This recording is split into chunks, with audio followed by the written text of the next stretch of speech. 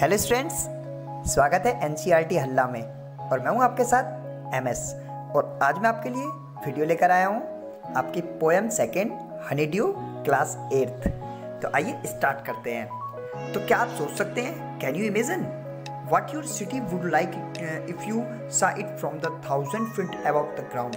यदि आप अपने शहर को यहाँ से हजारों फीट ऊंचे से ऊंचाई से यदि आप अपने उसको देखें, ठीक है ना, सिटी को, तो neatly plan and perfect in proportion like a geometric design, मतलब एकदम नीटली डिजाइन, एकदम अच्छे से डिजाइन किया हुआ, एकदम जैसे ज्योमेट्री का पालन किया गया हो।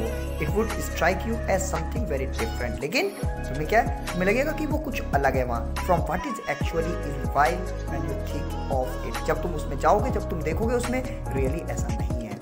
Here is a poet description of just such A view of the city. तो इसी तरीके का एक डिस्क्रिप्शन एक पोएट, जिस कविता के पोएट हैं, वो देते हैं and some question that come into his mind, लेकिन उनके दिमाग में कुछ सवाल आते हैं। When the jet spring into the sky, जब जेट मतलब स्प्रिंग मतलब ऊपर जाना, जब हवाई जहाज मतलब एक प्रकार से हवाई जहाज मानो, ठीक है ना, जब वो ऊपर की साइड को जा रहा है तो वो अपनी विंडो की खिड़की में से झांक रहे हैं और देख रहे हैं। वो कह रहे हैं it was clear why the city had developed the way it है। Seeing it scaled 6 inches to the mile, there seemed an inevitability about what on ground had looked haphazard, unplanned and without style when the jet sprang into the sky।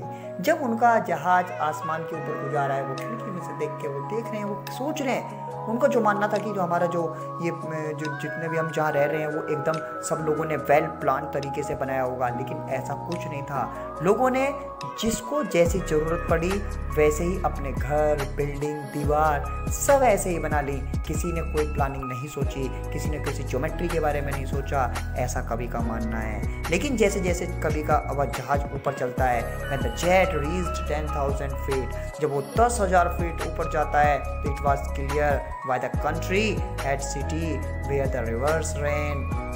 तो वहाँ से वो देख सकता है कि मतलब कि why the country मतलब कि जो क्यों ये देश वगैरह मतलब कि जो लोग हैं वो नदियों के किनारे क्यों आए, and why the valleys were populate, मतलब पॉपुलेट, ये सब घाटियाँ जो हैं वो क्यों पॉपुलेटेड हो गई, इतनी क्यों उन पर भीड़ भाड़, मतलब क्यों लोग रहने लगे।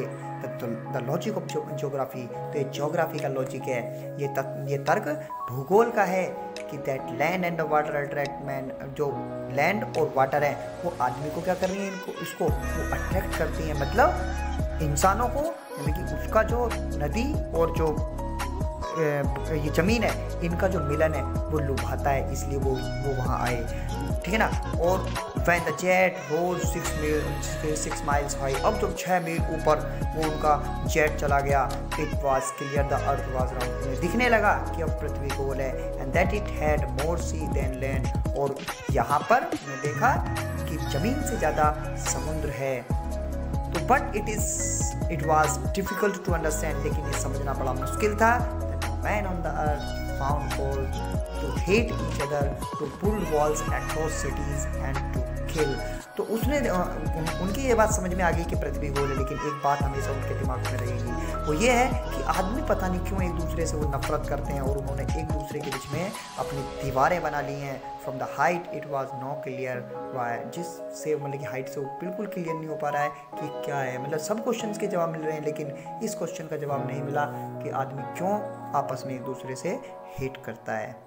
तो समझ में आया ना स्टूडेंट? देखिए, चैप्टर समझ में आया हो तो एक बार लाइक ज़रूर करना, और चैनल पर आपको और भी एनसीईआरटी के बाकी किसी भी क्लास की 1st से लेकर अभी 8th तक के हम लोग अपलोड कर चुके हैं, तो आप उसको देख सकते हैं। आगे हमारी प्लानिंग 9 to 12 भी अपलोड करने की है।